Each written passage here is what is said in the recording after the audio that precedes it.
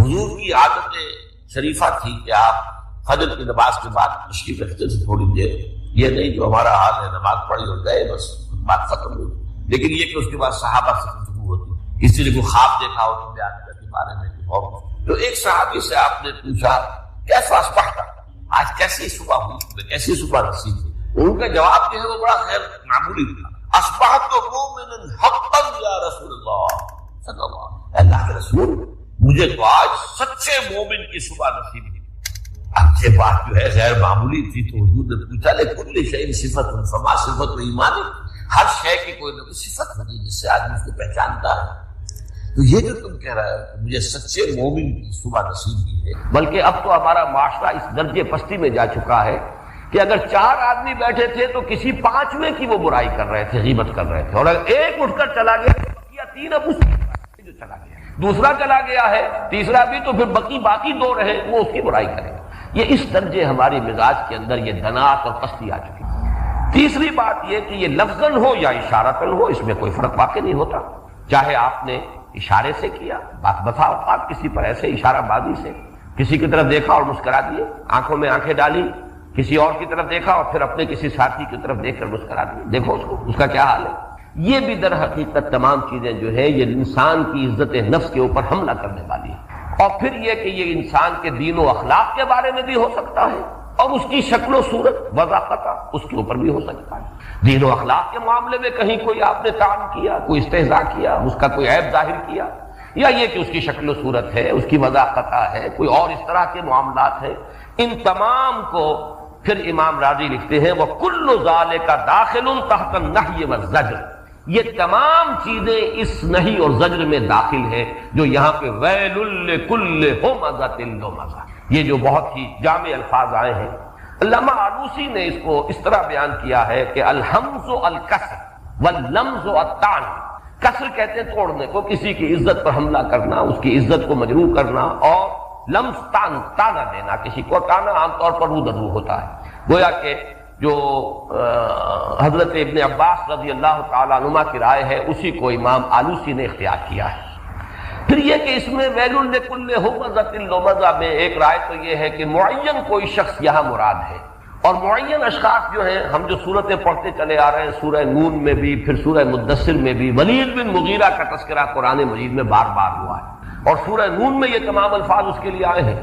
وَلَا تُطِعْ كُلَّ حَلَّافٍ مَّهِينٍ حَمَّازٍ مَّشَّاءٍ بِنَمِيمٍ مَّنَّاعٍ لِّلْخَيْرِ مُعْتَدٍ أَثِيمٍ عُتُلٍّ بَعْدَ ذَلِكَ زَنِيمٍ. تو یہ جو اس کی جو تمام کی جو سیرت کا ایک نقشہ کھینچ دیا گیا ہے, یہ تمام عیب اس کے اندر موجود تھے. اخنس ابن شریق بھی حضور کے مخالفین میں سے کچھ اسی کردار کا اور اسی طرح کی شخصیت کا حامل شخص تھا. لیکن یہ کہ تقریباً اجماع مفسرین کا یہ ہے کہ یہاں کوئی معین شخص مراد نہیں ہے, بلکہ یہ تو اصل میں دنات, انسان کی کمزرفی کی ایک کیفیت ہے کہ جو پیدا ہو جاتی ہے. جب اعلیٰ نصب العین نہیں ہوگا تو کہیں تو آپ کی کا وقت لگے گا نا, آخر کسی کام میں آپ کی توجہات کسی کام میں تو صرف ہوگی. اگر کوئی اعلیٰ مقصد نہیں, اس کے لیے جد و جہد نہیں, تو کہیں نہ کہیں پستی کے اندر گریں گے. اور یہ پستی جو ہے انسان کی کمزرفی اور دنات طبع کا سب سے بڑا مظہر یہ ہے کہ انسان دوسروں کی عزت پر حملہ آور.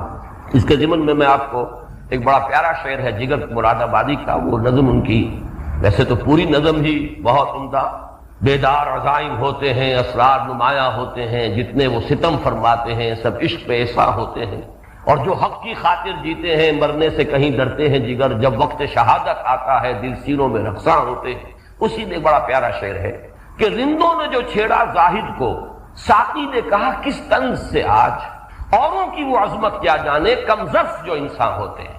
میں سمجھتا ہوں کہ یہ دوسرا مصرع جو ہے یہ بالکل صحیح تعبیر کر رہا ہے. ہمزہ لمزہ ویل لکل ہمزۃ لمزہ, اوروں کی وہ عظمت کیا جانے کم ظرف جو انسان ہوتے ہیں. ایک انسان اگر خود صاحب ظرف ہے دوسرے کی بھلائی پر نگاہ رکھے گا, دوسرے کے خیر کو دیکھے گا, اس کا ذکر کہیں خیر سے کرے گا. لیکن جس شخص کی اپنی جو ہے جیسے کہ مکھی جو ہے گندگی پر بیٹھتی ہے, اسے تو تلاش رہتی ہے نجاست کی اور گندگی کی, وہ تو وہی جائے گی. اسی طرح جن کی اپنی شخصیت کے اندر یہ دنات اور پستی آ جاتی ہے, وہ پھر لوگوں کی عیب چینی, عیب جوئی, عیب چینی, ان کے اوپر کسی نہ کسی طریقے سے نکتہ چینی کرنا, حرف گیری کرنا, یہ ان کا محبوب مشغلہ بن جاتا ہے. ویل لکل ہمزہ الذی جمع مالا وعددہ. اب دیکھیے دوسری بات، جیسا کہ میں پہلے ہی عرض کر چکا ہوں، یہ تو ہے ان کی دناعت تباہ، ان کی پستی اخلاق جس کا تذکرہ کیا گیا، ہو مزہ اور لو مزہ کے الفاظ. لیکن اب ہے ان کی جد و جہد. آخر انسان کو اللہ نے توانائی دی ہے، سعی و جہد کی صلاحیتیں دی ہیں، کہیں نہ کہیں تو وہ لگے گی. کوئی تو پرسوٹس ہوں گے اس کے، کوئی تو اس کا مقصود ہوگا، کوئی تو نصب العین ہوگا، کسی چیز کے لیے تو بھاگ دوڑ کر رہا ہے. لیکن یہ ہے کہ اگر وہ تواصی بالحق اور تواصی بالصبر، اگر حق کی حمیت و غیرت اگر انسان میں نہیں پیدا، اگر شرافت اور مروت کے حق کو پھیلانا ہے اور پہنچانا ہے نوع انسانی تک، اس میں نہیں لگے گی تو پھر توانائی کہاں لگے گی؟ الذی جمع مالا وعددہ.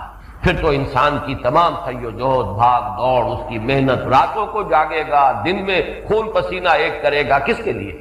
الذی جمع مالا وعددہ. مال جمع کرے گا، اس کو گنتا رہے گا. یہ گنتا رہنا، بار بار گننا، اندازہ ہونا اب میں کہاں کھڑا ہوں، اب میرے ایسٹس کتنے ہیں، بیلنس شیٹ دیکھ رہا ہے، ہاں اب ہمارے فکسڈ ایسٹس اتنے بڑھ گئے ہیں اور ہماری لیکوڈیٹی جو ہے وہ اتنی زیادہ ہو گئی ہے، وغیرہ وغیرہ. یہ ہے وہ ذہنیت. دو چیزوں سے مرکب ایک پوری انسانی شخصیت کا حیول آ گیا. اس کی پستی تباہ اس درجے کہ بکھی کی طرح گندگی پر بیٹھے گا اور انسانوں کی عزت پر حملہ آور ہونا اس کا محبوب مشغلہ بن جائے. اور نمبر دو، اس کی سعی و جہد، بھاگ دوڑ. الذی جمع مالا وعددہ. مال جمع کرے گا اور اس کو گنے گا، گنتی کرے گا، حساب کرتا رہے گا. اسی سے اس کی دل کی کلی کھلے گی، اسی سے خوشی اس کو حاصل ہوگی، مسرت حاصل ہوگی تو اس سے ہوگی کہ اب میرے پاس اتنا مال جمع ہو گیا، میرے ایسے اتنے بڑھ گئے. تیسری آیت جو ہے یہ ایک بڑی گہری نفسیاتی حقیقت کو بیان کر رہی ہے. جیسا کہ میں نے عرض کیا، سورۃ التکاثر، الہاکم التکاثر، بڑی گہری نفسیاتی حقیقت ہے. اسی طرح جیسے کہ میں عرض کر چکا ہوں سورۃ العادیات، اس میں بھی وہ نفسیاتی کیفیت بیان ہوئی ہے، ناشکرا پن انسان کا. وہ گھوڑے ہی کو دیکھے کہ کس طرح وہ اس کی وفاداری جو ہے اس میں اپنی جان دے دیتا ہے، تو انسان کو اندازہ ہو جائے گا کہ واقعتاً انسان اپنے رب کا بہت ہی ناشکرا ہے. ان الانسان لربہ لکنود. یہ تیسری حقیقت ہے نفسیاتی جو یہاں آ رہی ہے. دولت سے اتنی انسان کو محبت کیوں ہو جاتی ہے؟ دولت کے ساتھ اتنا قلبی تعلق کیوں ہو جاتا ہے؟ دولت کا انسان اتنا پجاری کیوں بن جاتا ہے؟ یحسب ان مالہ اخلدہ. وہ سمجھتا ہے کہ اس کا مال اسے ہمیشگی عطا کر دے گا، یا اس کے مال نے اسے ہمیشگی عطا کر دی. انسان کی جو نفسیات ہے اس میں ایک بڑی دبی ہوئی خواہش ہے. ہر انسان کو معلوم ہے مجھے مرنا ہے، ایک وقت آئے گا میں نہیں ہوں گا. لیکن انسان کے اندر خلود کا ایک جذبہ ہے، رہنا چاہتا ہے باقی. یہ جو باقی رہنے کا جذبہ ہے، یہی آپ دیکھیے کہ انسان کی اندر جو اولاد کی طلب ہے وہ اسی لیے. یہ کنٹینیوٹی ہے انسان کے وجود کی، یہ ریپروڈکشن، بقائے نسل. اس سے میرا نام زندہ رہے گا. یہی وجہ ہے کہ ہمارے ہاں اولاد نرینہ کی خواہش زیادہ ہوتی ہے، اس لیے کہ نام تو آدمی کا چلتا ہے تو بیٹے سے چلتا ہے. انسان کا نسب جو ہے وہ تو باپ دادا کا معاملہ جو ہے وہ تو اولاد جو نرینہ ہے اس سے چلتی ہے. اسی لیے یہ انتہائی، اور یہی دلیل قرآن نے استعمال کی ہے کہ اللہ تعالیٰ کے شایان شان ہی نہیں ہے. وما ينبغي للرحمن ان يتخذ ولدا. اللہ کے تو شایان شان ہی نہیں ہے کہ وہ کسی کو بیٹا بنائے. اس کی ضرورت تو تمہیں ہے. تمہیں موت آنی ہے، تمہیں معلوم ہے کہ تمہیں ختم ہو جانا ہے. ایک وقت آئے گا کہ تم نہیں ہوگے. جہاں بیشتر کے بانگ برآید فلاں نہ مان. آج نہیں رہا وہ جو کل تک تھا، اب نہیں ہے، فلاں نہ مان. وہ وقت جب آئے گا میری اولاد ہوگی، میرا بیٹا ہوگا، میرا نام چلے گا. یہ بھی در حقیقت وہی خلود کہ بقا ہو، انسان کو حاصل ہو، اس کا نام جو ہے باقی رہے. اس کا ایک سیٹسفیکشن اور اس کی جو ایک تسکین حاصل ہوتی ہے وہ حاصل ہوتی ہے اس جذبے سے کہ اس کا ایک نسلی تسلسل برقرار رہے. یہی جذبہ ہے کہ جو مال کے جمع کر کے اور پھر اس کے مختلف اس کے بظاہر ہوتے ہیں. بڑی بڑی عمارتیں انسان بناتا ہے، یہ یادگار رہے گی، میرے نام کے حوالے سے یاد کیا جائے گا. یہ پیرامڈز، یہ اتنے بڑے بڑے مقبرے بنا دیے گئے، کس لیے؟ نام یاد رہے کہ فلاں شہنشاہ، فلاں فرعون، اس کی یہ عظمت تھی. یہ تاج محل یاد رہے. محبت جو ہے شاہ جہاں کو جو اپنی بیگم سے تھی، وہ محبت جو ہے اس کا دنیا میں تذکرہ باقی رہے. یہ خلود ہی کا وہ جذبہ ہے. چنانچہ اس کے لیے میں اس وقت ایک تو آپ کو قرآن مجید کا ایک دوسرا مقام ہے اس کی طرف حوالہ دے رہا ہوں. یہ سورہ شعراء میں آیات آئی ہیں. اتبنون بکل ریع آیۃ تعبثون وتتخذون مصانع لعلکم تخلدون. یہ حضرت ہود علیہ السلام نے جو اپنی قوم کو ملامت کی تھی، قوم عاد کو، انہوں نے بڑے اونچے اونچے ستون بنائے تھے، ارم ذات العماد التي لم يخلق مثلها في البلاد، وہ انہوں نے بڑی بڑی عمارتیں بنائی تھی، اور اس میں یہ کہ ہر اونچان کے اوپر، جیسے کہیں اشوک کی لاٹیں آپ دیکھتے ہیں، لاٹ کھڑی ہے ہر اونچی اونچی جگہ پر، اگرچہ بہرحال اس نے تو اسے استعمال کیا تھا اپنی اخلاقی تعلیمات، اپنے فلسفے کو دنیا میں پھیلانے کے لیے اور باقی رکھنے کے لیے، لیکن یہ بڑی بڑی یادگاریں جو تعمیر ہوتی کس لیے ہوتی؟ اتبنون بکل رین آیۃ تعبثون، بیکار بے مقصد ہر اونچی جگہ پر ایک بہت بڑی نشانی کھڑی کر دی۔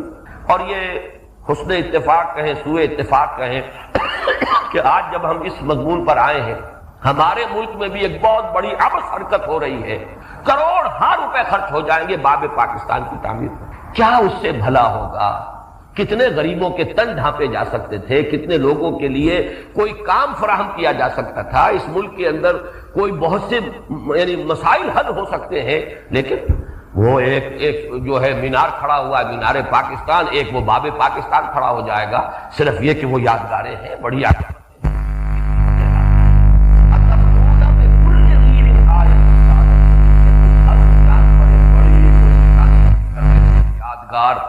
آپس ہے، بیکار ہے، لا حاصل ہے، کس چیز میں اپنی دولت خرچ کر رہے ہو؟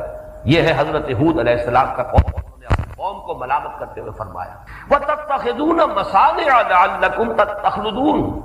مصنع جو ہے یہ صنعت سے ہے، بنی ہوئی کوئی شے، عام طور پر سمجھا گیا اس سے مراد صرف عالی شان محل ہے، عالی شان محل ہی نہیں بلکہ بہت صحیح ترجمہ کیا حضرت شیخ الہند رحمۃ اللہ علیہ نے، تم کاریگریاں کرتے ہو، بڑی بڑی کاریگریاں، مصنع تو مصنوعات بنانے والی چیزیں، بڑی بڑی چیزیں بناتے ہو، اس میں محل بھی آ گئے، الحمرا ہے، الحمرا بنا ہوا عالی شان محل، لیکن یہ کہ وہ الحمرا میں رہنے والے تو نہیں رہے، صرف یہ کہ ان کے حوالے سے ان کا نام ہے وہ باقی رہ گیا ہے، تو اسی کے حوالے سے کہا گیا تتخذون مصانع، یہ ساری چیزیں تم بناتے ہو کس لیے؟ لعلکم تخلدون، اور اس میں مفہوم یہ لیا گیا کانکم تخلدون، تمہارے اس طرز عمل سے ایسا معلوم ہوتا ہے کہ شاید تمہارا یہ گمان ہے کہ تم ہمیشہ رہو گے، یہ در حقیقت تمہاری جو غلط فہمی ہے، وہ وقت آئے گا زمانے کی ایک کروٹ ہوگی، تمہارا نام ہوگا۔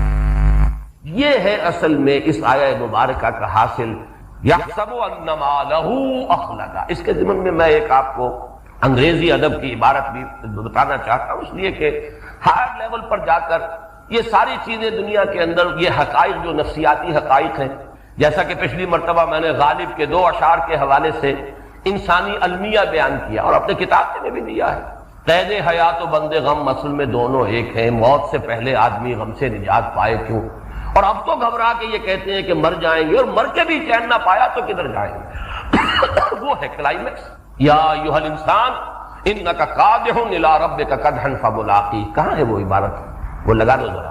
دیکھیے یہ پیرامڈس کے بارے میں بڑی خوبصورت عبارت ہے جو کبھی میں نے جب ایف ایس سی میں پڑھ رہا تھا گورنمنٹ کالج میں، تو یہاں الفا ایک کمپنی تھی، نوٹ بکس بناتی تھی، اس کے بڑے اچھے کور ہوتے تھے، تو پیرامڈس جو ہیں مصر کے اہرام مصر، ان کی ایک تصویر کے ساتھ یہ عبارت لکھی ہوئی تھی، calm and self-possessed, still and resolute, the pyramids echo unto eternity, the defiant cry of man's will to survive and conquer the storms of time۔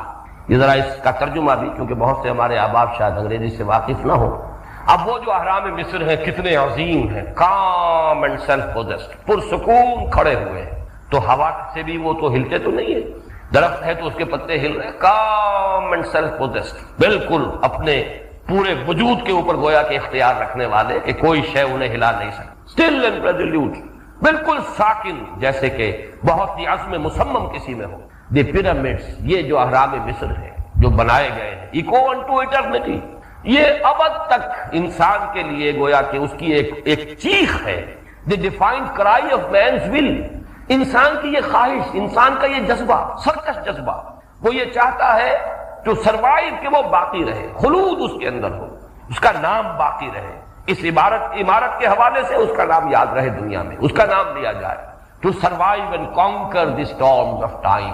یہ جو ٹائم ہے سورۃ العصر سے بھی اس کا لفظ جڑ رہا ہے، یہ وقت جو ہے اس کے طوفان آ رہے ہیں، ایک طوفان آیا اور قوم نوح ختم ہو گئی، ایک اور وقت کا طوفان آیا اور قوم ہود ختم ہو گئی، ایک اور وقت کا طوفان آیا، سلطنت روما کو زوال آ گیا، کوئی اور طوفان، کوئی اور کروٹ آیا، وقت کی کروٹ آئی اور بڑی عظیم سلطنت جو ہے اس کے پرزے اڑ گئے۔ آج ہم اپنی آنکھوں سے دیکھ رہے ہیں، ایک وقت آیا کہ رشین امپائر ایسے کرمبل کر گئی ہے جیسے کہ معلوم ہوتا ہے کہ بھس پڑا ہوا تھا، اندر کچھ تھا ہی نہیں۔ کیا ہیبت تھی، کیا شان تھی، کیا شکوہ تھا، کیا دبدبہ تھا، کتنا رعب تھا۔ لیکن معلوم ہوا کہ جیسے حضرت سلیمان علیہ السلام کے بارے میں آتا ہے کہ ان کی لاش کھڑی رہ گئی اس لیے کہ عصا کا سہارا لے کے کھڑے تھے، اسی حال میں جان جو ہے سلب کر لی گئی، کھڑے رہے اور جنوں کو پتہ ہی نہیں چلا، وہ یہی سمجھے رہے کہ یہ کھڑا ہوا ہے اور دیکھ رہا ہے سلیمان ہمیں، وہ لگے رہے کام میں۔ تو اسی طریقے سے لوگ سمجھ رہے تھے کہ بہت بڑی مائٹی امپائر ہے سوویت یونین، اور معلوم ہوا کچھ بھی نہیں، معلوم ہوا کہ وقت کی ایک کروٹ کے ساتھ ختم ہوا۔ تو یہ جو سٹارمز آف ٹائم ہے، انسان چاہتا ہے کہ ان پر فتح حاصل کرے اور وہ نیست و نابود ہو کر نہ رہ جائے، اس کا کوئی نہ کوئی نام دنیا میں باقی رہے، اس کے لیے یہ عمارتیں بنائی جاتی ہیں۔ اب دیکھیے کس قدر خوبصورت وہ دو آیات، اَتَبْنُونَ بِكُلِّ رِيعٍ آیَةً تَعْبَثُونَ، یہ تم ہر اونچی جگہ پر ایک نشانی، اور برا نہ مانے کچھ حضرات، میرے سامنے تو نقشہ آ رہا ہے کہ جتنے محل بنائے ہیں ان سعودی حکمرانوں نے مدینہ منورہ سے قریب ایک پہاڑ کے اوپر،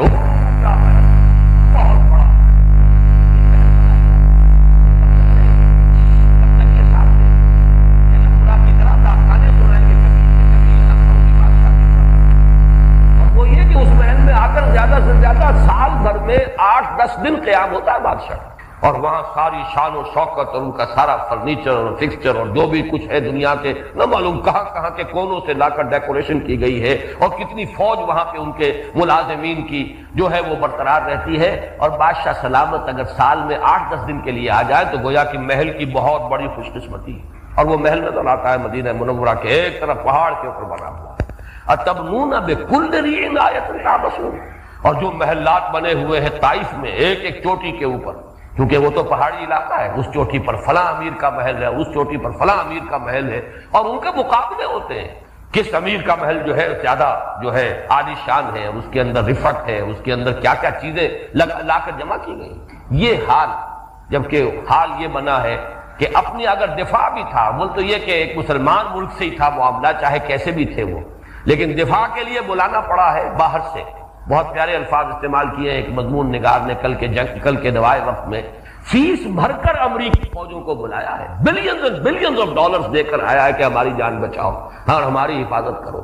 یہ ساری دولت جو ہے اگر عالم اسلام کے بہبود پر خرچ ہوتی، حال یہ ہے کہ پڑوس میں حبشہ کے ملک میں قحط پڑتے رہے، لاکھوں انسان مرتے رہے، وہاں ان کے خزانے جو ہے ان کے منہ نہیں کھلے، ان کے خزانے کھلتے ہیں تو اپنے محل بنانے کے لیے، اور اگر خزانہ کھلا ہے اور اب تو ڈرین ہو گیا خزانہ، وہ کھلا ہے تو اس لیے کہ امریکی فوجوں کو بلاؤ اور ان کا سارا بل جو ہے وہ ادا کرو اپنی بادشاہت کے تحت۔ یہ ساری داستانیں ہیں، پہلے پچھلی داستانیں بھی تھیں، ایک دن آئے گا یہ بھی داستانیں محسوس ہوگی۔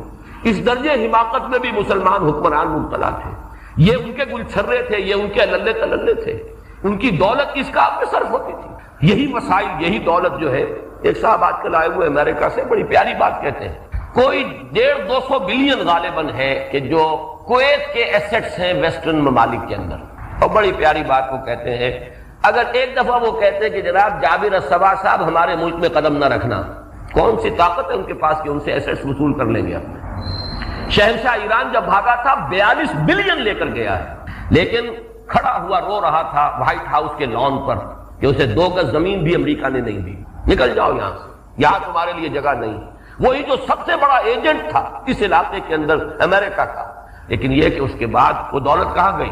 انہی بینکوں میں رکھی تھی نا، نہ معلوم کن کن اکاؤنٹس میں ہوگی، کون جانتا ہے، کس کو تفصیل معلوم ہے، کون سے کوڈز ہیں، لہذا وہ سب کے سب انہی بینکوں کے پاس وہ دولت رہ گئی۔ بمشکل موجودہ جو حکومت ہے وہ چند بلین کا سراغ لگا سکی ہے، اور اس میں سے بھی چند ملین ہے جو انہیں ملنے کی توقع ہے۔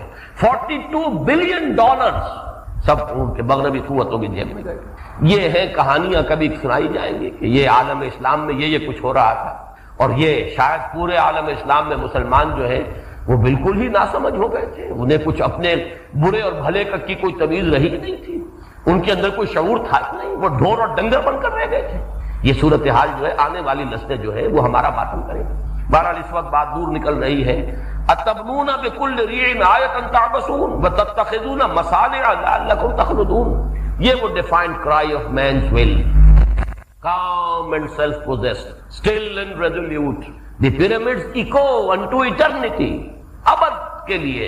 اور وہ ایک پکار جو ہے گویا کہ صدائے بازگشت اس کی آتی رہتی ہے کہ یہ کیا کہہ رہے ہیں زبان حال سے کہ انسان میں وقت کے طوفانوں کو فتح کرنے اور اپنی یاد اپنے نام کو باقی رکھنے کا جذبہ اتنا ہے کہ شہنشاہوں نے ایسے ایسے اپنے مقبرے بنا دیے ہیں.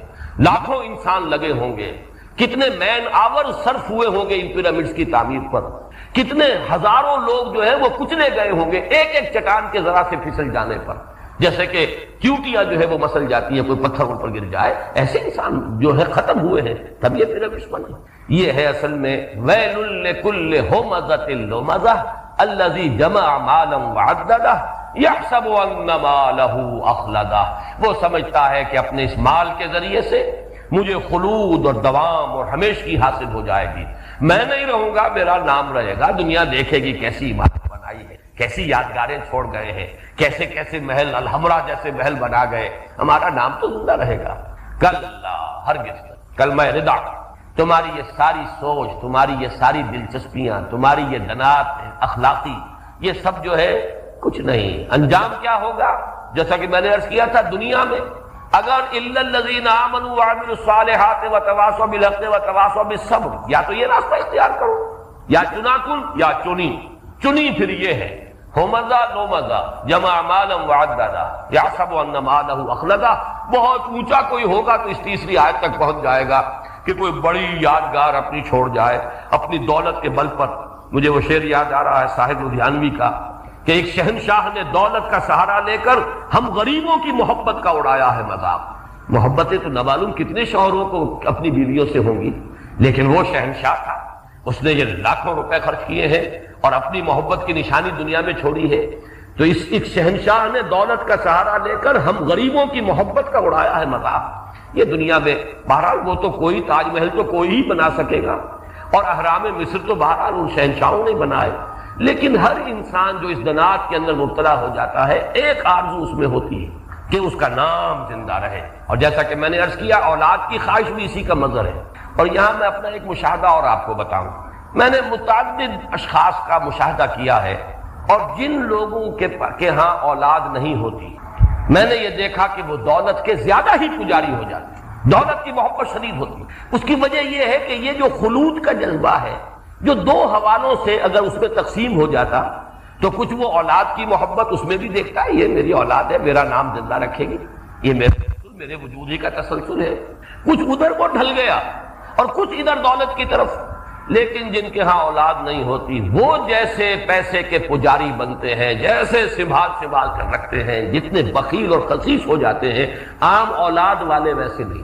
اور اس کا بھی اصل سبب یہی ہے کہ ان کے لیے یہ خلود دو شکلوں سے اس کی امید ہے, جبکہ ان کے لیے تو صرف ایک ہی شے رہ گئی. اس کو ذرا اور نیچے اتر کر دیکھیے تو اولاد والے کو یہ توقع بھی ہوتی ہے میں بوڑھا ہو جاؤں گا تو میری اولاد لک آفٹر کرے گی, میرا سہارا بنے گی, جیسے میں نے اسے پالا پوسا, اپنی جوانی اپنی انویسٹ کی ہے اولاد میں, تو میرے بڑھاپے کے وقت وہ کچھ تو ریپے کریں گے, ایک توقع ہوتی ہے. اور مشرقی ممالک میں تو الحمدللہ کہ کچھ نہ کچھ اس کا رنگ موجود ہے. لیکن یہ کہ اگر اولاد نہیں ہے تو اب سارا سہارا دولت پر ہو. مجھ پر برا وقت آ جائے, مجھ پر بڑھاپا آ جائے, کوئی میری خدمت کرنے والا نہیں ہوگا, 4 پیسے میرے پاس نظر آئیں گے تو کوئی دور سے بھی آ جائے گا خدمت کرنے کے لیے, لیکن یہ ہے کہ اگر نہیں ہے تو میں کس کا سہارا لوں گا. تو مختلف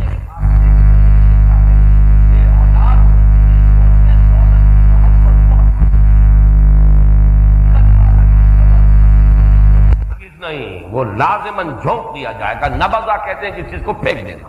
نبذ فریق من الذین اوتوا الکتاب کتاب اللہ وراء ظہورہم, پھینک دی ان لوگوں نے جنہیں کتاب دی گئی تھی, ان کے گروہ نے اللہ کی کتاب کو اپنی پیٹھوں کے پیچھے پھینک دیا.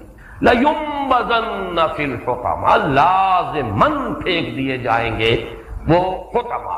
یہ لفظ پھر وہ فعلا کے وزن پر آیا ہے, اور حتم کے لفظی معنی بھی کسر ہے. یہ ذرا نوٹ کر لیجئے, توڑنا, کسی شے کا چورا چورا کر دینا, ریزہ ریزہ کر دینا, یہ حتم کے معنی ہے. چنانچہ یہ لفظ آیا ہے سورہ نمل میں کہ وہ جب حضرت سلیمان اپنے لشکر کے ساتھ لے کر جا رہے تھے تو ایک وادی پر سے گزرے, وادی نمل, اس میں کیڑیاں تھیں بہت, چیونٹیوں کے بڑے بڑی کالونیز تھیں. تو اس وقت جو ملکہ تھی ان کی, اس نے کہا کہ یا ایھا النمل ادخلوا مساکنکم, اپنے بلوں میں گھس جاؤ. اپنی کالونیز کے اندر گھس جاؤ. لا یحتمنکم سلیمان وجنودہ، تمہیں کچل کر نہ رکھ دیں اور پیس کر نہ رکھ دیں یہ سلیمان اور ان کے جو لشکری ہیں، تم تو ختم ہو جاؤ گے. تو حتم کہتے ہیں کسی شے کو پیس کر ریزہ ریزہ کر دینا.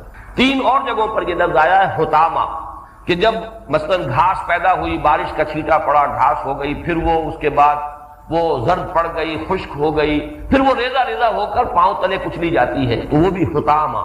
اس کے ساتھ ہی نوٹ کیجئے کہ حشم کا لفظ بھی عربی زبان میں ہے اس کے قریب ہی. حشم، حقم، یہ قریب ہے مخرج. حشم، حقم، بڑی ہا چھوٹی ہا، شین طا میم تو ہے ہی ہے.